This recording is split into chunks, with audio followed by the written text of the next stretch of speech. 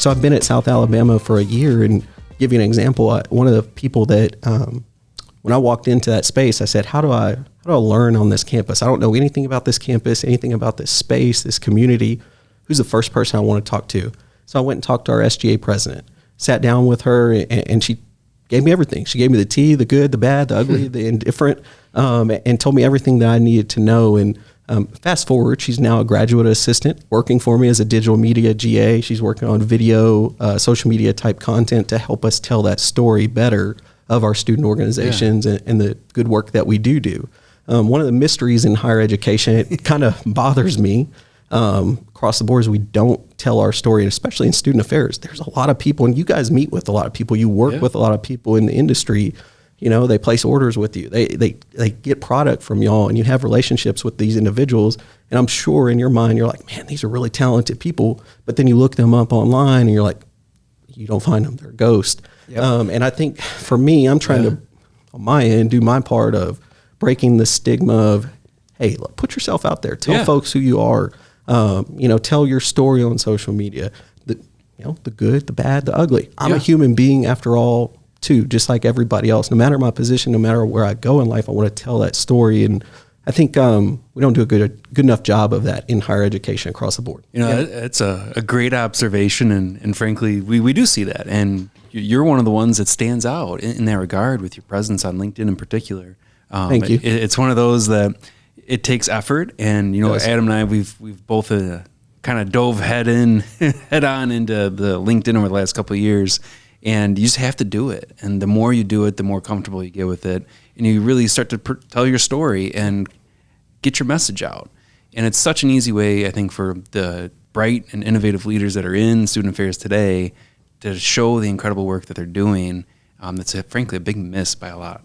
So shout out to you for embracing that, putting yourself out there. It does take 10 seconds of courage to make those posts and put yourself out there. Like you said, the good, the bad, and the ugly. But I think it's another way to be that conduit that you mentioned. Yeah. We live in an age now where all of your students are going to have a digital footprint, and they're going to be using social in a different way than, frankly, when even Adam and I were students in the before time of 2006. You don't want to read those statuses that we put up. MySpace days. Yeah, seriously. But it is one of those things I think can be this conduit for you to just bridge into the younger generation and be relatable and be human and just be more approachable at the end of the day, which it sounds like is something that's very fundamental to how you need to be operating within student affairs. Absolutely. And I push that with our staff members too. We have staff members, mid-20s all the way up to close to retirement. But at the end of the day, like you said, that's where our students are. That digital footprint that they have, they're there. Why do we not meet them where they're at? So I'm big on that. And then another thing I would just say, ask those students for help. I don't know how to do everything on social media or anything like that, but you know what? Who does? My students. Yeah. And so when I'm like, hey, I saw this really cool idea online, how do I do that? Instead of spending hours on YouTube or Googling or whatever, I'll just go down the hall and ask our student leaders, and they'll tell me really quick. Yeah, I feel like one of the things that you can easily tell right when we meet you, right? You lead from the front, right? You walk in living and breathing the brand. You got your South Alabama shirt on. You sign off your emails with Jay's Up, right? I think being that genuine person, I think it's easy for the students and the rest of your staff really to follow suit. Absolutely. Being genuine is key. That's key. I that's one of I'm surprised I didn't say that in my values. I take a lot of pride in being genuine and being authentic. I gave a presentation over the summer to a bunch of new professionals. It was at the New Professionals Institute at the University of South Carolina. I was honored to be a faculty member there, and these are professionals with 5 years or less in the field, and so they're there to try to figure out, hey, how do I become this good student affairs professional? And so here I am in front of that room, having imposter syndrome myself, freaking out, don't feel like I belong. And I was the first presentation of this week-long institute. I was scared to death. So I got in front of that room and I said, told everybody to raise their hand. I said, how many people in here are here to have a good time? And everybody raised their hand. And then I said, how many people in here are scared to be here right now? And everybody raised their hand. So everybody in the room had 2 hands up. Going back to the humanness of us all, we're all scared. We all have imposter syndrome. But we have to have courage. We have to have bravery in these walks that we walk. And so, I think being genuine is a big part of it. And I've got a lot of not so pretty stories. I won't tell them here today on this podcast. Maybe after. Maybe it's another podcast. If you want to get to know me in my personal time, a lot of ugly stories, but those ugly stories have created the person that you see here before you today. And I think that genuineness piece is a big part of it. Tell your story, the good, the bad, the ugly, how you got to where you're at is a key part of it. So anyway, I had to jump in there on the genuine piece. Yep, love it. No, I mean, I think that's a great call out, and the being authentic and genuine, true to who you are. I mean, to your point, it's exactly what everyone's going through. All your students, everyone that works here at Club Colors, we've all had our trials and tribulations, if you will, and they shape who you are, and they shape how you see the folks around you, how you interact with people, how you form your career path. I mean, Adam and I, we joke around a lot. Neither of us went to school to be in the promotional products industry, but you find yourself with opportunity, and how you seize that opportunity is all to your mindset and how you can embrace being genuine to who you are, your core values, and all those things. So I love that. It all ties together, really, regardless of industry. Absolutely. So when we look at, the student affairs department, you're the assistant vice president at in the leadership role. There's a whole team though that helps service 250 student groups, a whole team that helps make the student experience be what it is. What goes into leading a team, but also all the different functions that reside within the department? So I think being genuine as a leader with your other leaders is important. Right. So I supervise a bunch of directors and managers and assistant directors, all these people that quite frankly are more talented than me or smarter than me. I still don't know how I'm sitting in the seat that I'm sitting in, but I think being honest with them, forthright. We mentioned values earlier, and I talked a lot about the things here that I see when I walk around the facility, instilling those values, instilling the vision, whatever that vision is. And as a leader in my type of role, you have to set the vision. You have to be clear on your vision. One of the things that frustrated me early in my career was seeing folks in my seat that I'm in today not being clear on their vision. Right. And so I'm big on that, being consistent, setting that vision, and then getting the heck out of your people's way and letting them do good work. My dad told me a long time ago, he said one of the keys to being successful is hire good people, give them the resources that they need to do their job, and then get the heck out of their way. And I truly believe that. Yeah. So I try to give people what they need to do their job, and I'm finding that every year that goes by that changes, and as technology advances and things along those lines. But hire good people, give them the resources they need and support that they need, be available to them. As a leader, that's critical too. Sometimes in these leadership roles, we're going all over the place. We're doing different things. And for me, I've had to tell myself to slow down and be there for your team. Mm-hmm. If you're not there, you're not present. Yeah. It's really hard to lead if you're not present. Yeah. I think there's a couple of things there. You mentioned being there for the team and really empowering them. As a branding company, we see the brand enter this conversation quite a bit. So how you can use the brand to help enhance that experience for your team, enhance that experience for your students, and really the brand, going back to your conduit analogy, can be a conduit for you to create these experiences for folks.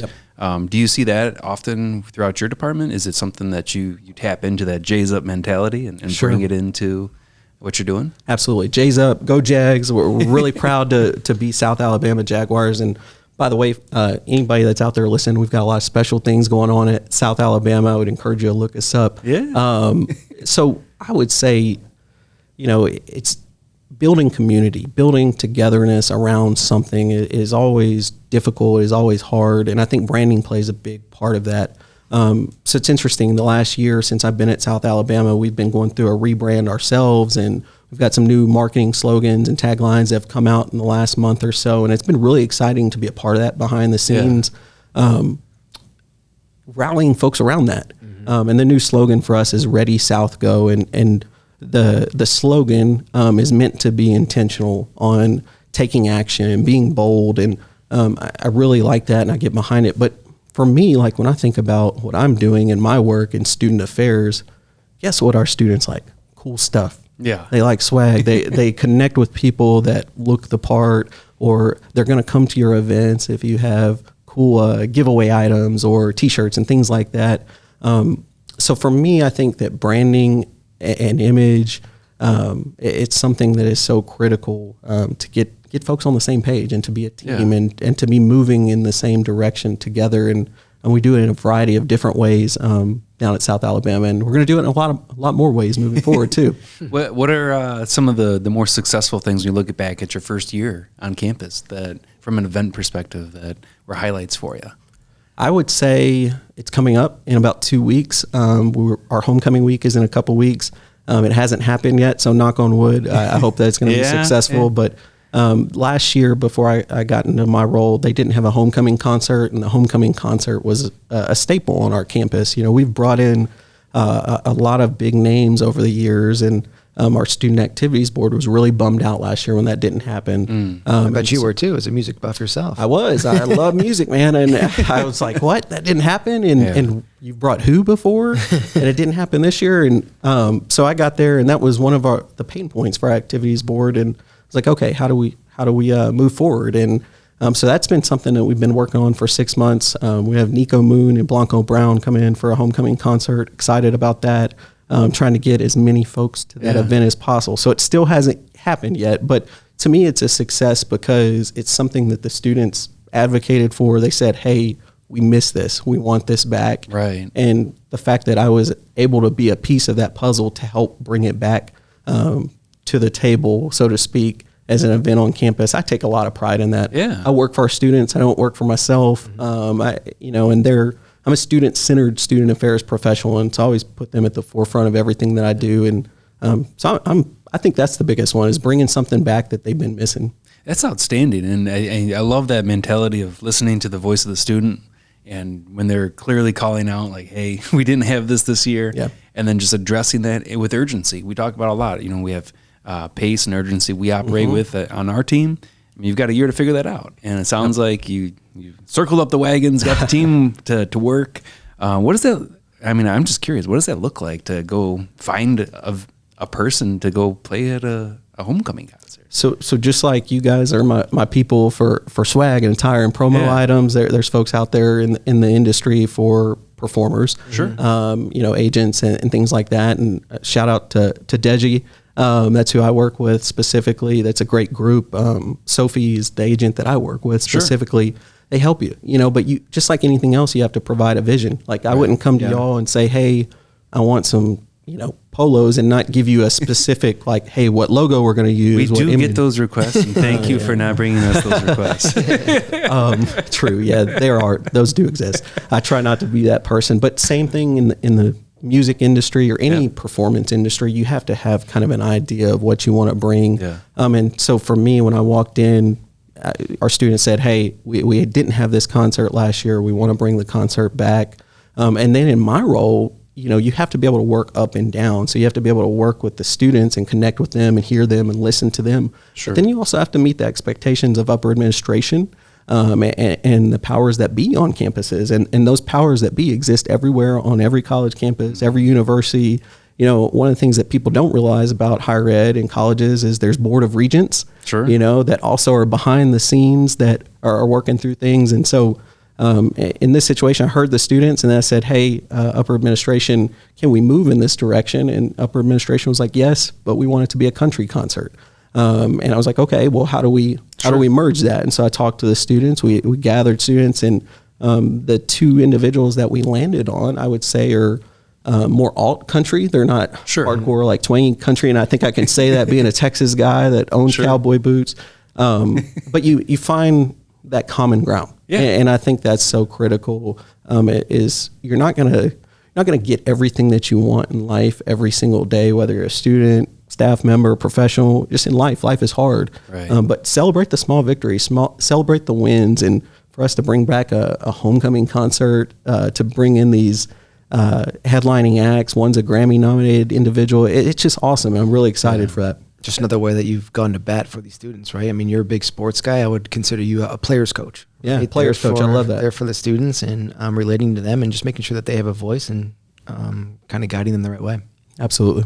Yeah, and I mean, if we go back to the core values and your earlier experiences, and I would imagine some of that mindset that you had as a ticket sales folk, professional in the athletics world bleeds into how you approach driving an event like this and Sure. the tenacity that you have to go make it happen in real time. Yeah, you have to be relentless. You have to be laser focused because there's so many moving parts, and I can't tell you how many times I went back and forth on the rider for this particular event.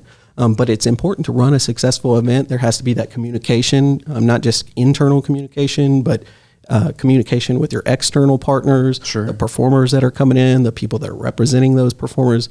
Communication's key. So obviously we've got the homecoming concert back on the dock. Yep. What's next for you then? What's the next thing that you're excited about?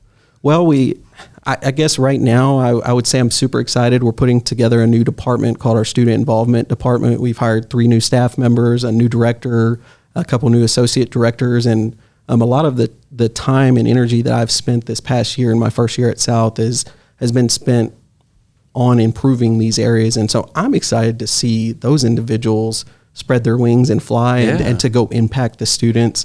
So that's of course exciting. I'm excited about our future overall as an institution. You mentioned we're at 14,000 students, but the sky is the limit. I went to a school at Texas A&M of 60,000 plus students. Cool. And I'm not saying that South Alabama is ever going to be 60,000 students, but I feel like I stepped into a gold mine of an opportunity with this institution. Our institution, if you guys ever come to Mobile, Alabama, I will give you a tour. It's a beautiful, beautiful campus. So I think about the endless amounts of opportunities that are in front of us. We have a great President Joe Bonner. He's leading us in the right direction. I'm really thrilled to be a part of the team that's moving us in that direction. Right. This president's only been here 3 years. Sure. So fairly new president, a lot of new energy on campus, and you're seeing a lot of new things. We mentioned the new rebrand with the Ready South Go. That's one small example of many, many things. Right now, we're building a brand new medical school as an example, a 10 million plus facility. Wow.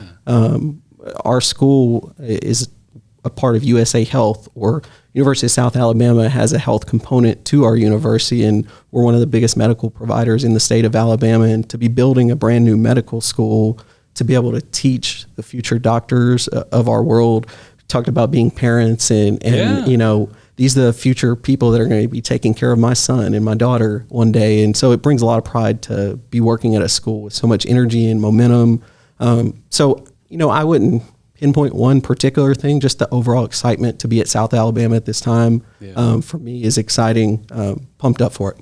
I mean, I think that's always a good sign when there's new groundbreaking, there's new departments being formed, there's new colleges of medicine being formed. Yep. That's outstanding, and it has to just get everyone excited on campus. Sure I would does. think. Yep. It's becoming a destination then. Absolutely. For medicine in particular then. So that's outstanding. I mean, the work you're doing to get the homecoming event back on track, the excitement that's going on around campus. It's really cool to see how this all comes together as a community. Yep. And at the end of the day, as Adam's mentioned, as you've mentioned, it all comes back to that student experience and what that looks like to come be enrolled as a student at the University of South Alabama. Yeah, absolutely. One of the things that I think is always worth exploring on the student affairs side is we talked a lot about conduit, and frankly, it was something that Bobby Dunlap from Northwestern University. Shout out Bobby. He was on the podcast earlier this season and described alumni relations as just that conduit. When you look at that, first year on campus, and you look at these freshmen that are coming in, they go through orientation, and then they're here. And you talked about it earlier in your own experience. You felt a little bit like a fish out of water. Are there things you do to help reduce that when it comes to the mental well-being of students, the wellness side of things? What's going on at South Alabama with that?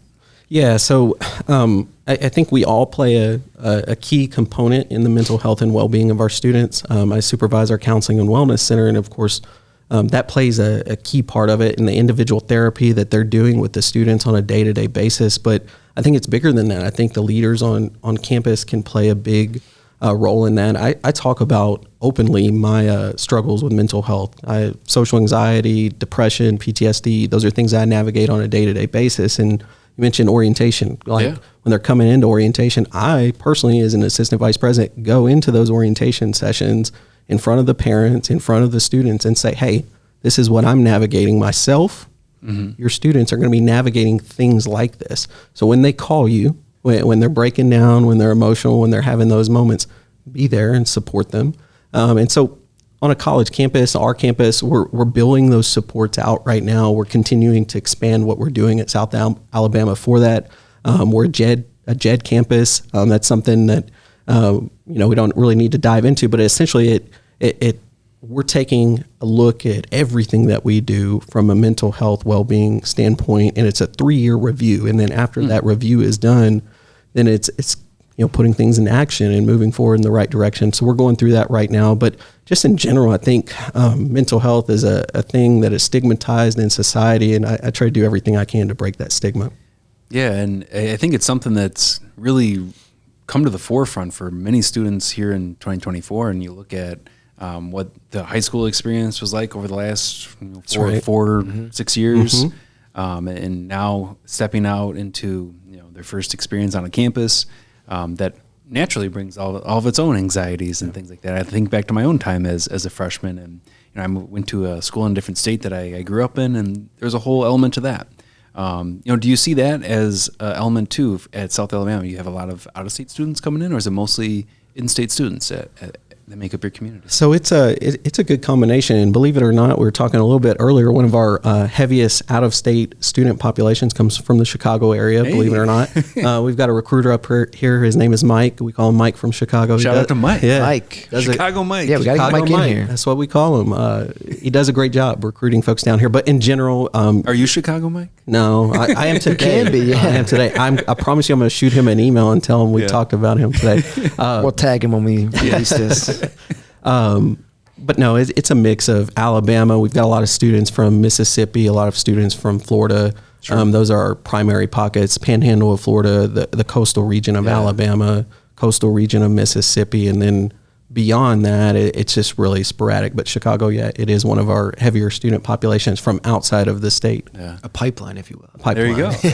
Got to manage that pipeline. Yeah. But no, to that point, when you have these out-of-state students coming into campus and you think about the experiences you're making, you have this homecoming concert. I would imagine there's a Southern flair to some of the events you host, and it's got to be something fun for those students that maybe aren't from exactly Alabama to just start to learn the culture of the state that they're now living in too. Yeah, absolutely. And everywhere I've worked in my career, that's something that I've always appreciated, is each individual culture within the culture. Like, even with a state of Texas, I grew up in, was there my whole life, to drive from one side of the state to the other, it's 10 hours. And so imagine 10 hours across the state, these different pockets take on their own identities. Sure. And so we take a lot of pride in our identity at South Alabama, and being Jaguars. But to your point, we do have a lot of Southern flair.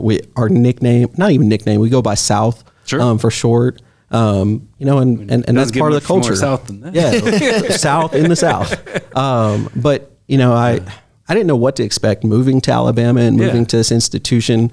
I was joking at lunch about Chicago and how Chicago can get a bad rap from folks from afar. The first time I came to Chicago was last year. We came for the Windy City Smokeout and had a great time and fell in love with this city. And great event. Here I am back round 2 and in love with the city again. I think Mobile, Alabama is very much the same way. Obviously it's not Chicago with millions of people, but it's a melting pot of a community with a lot of positive things going. We're a port city. One of the biggest ports in the United States comes through our community. And so you see a lot of diversity. It's a big military community, a lot of military bases that are right around our community. And so I think it's interesting. And how do you come in and adapt and be a part of that culture and then help the culture move forward in a positive direction? For me, being from Texas, it was easy to slide right into Alabama, from one state in the South to the other.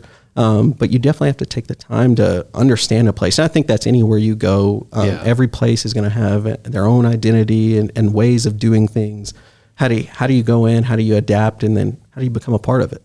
And I think for you, with your sports background, avid Houston fan, ticket sales background, all of that. Go Texans. You look at the brand on campus at South Alabama and the events that are driven around sports seasons too. I would imagine that bleeds into that campus culture that Absolutely. exists. Absolutely. I'm I'm always rooting for our sports teams. When your sports teams are doing good, everything seems to be doing better on campus. No matter if you're in academics and student affairs, everybody's happier when the football team's winning or the basketball team's winning. There's a buzz around campus. I feel like everyone feels it. Absolutely, they do. I mean, I can remember, so Ben and I are both Hawkeyes. Shout out to the University of Iowa.